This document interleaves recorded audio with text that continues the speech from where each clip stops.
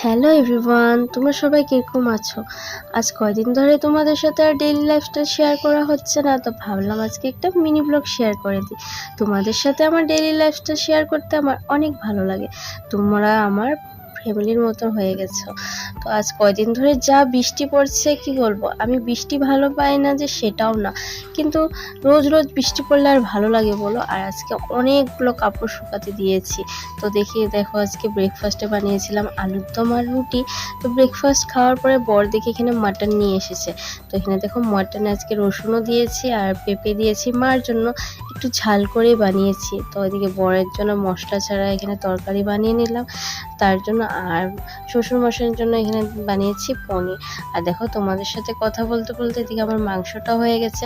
অনেক ঝাল করে আজকে বানিয়েছি, খেতে ইচ্ছা করেছিল। আর এদিকে মা আজকে পিয়ানাকে খাইয়ে দিচ্ছে, আমি একটু কাজে ব্যস্ত ছিলাম। আর পিয়ানা মার হাতে খেতে অনেক ভালোবাসে।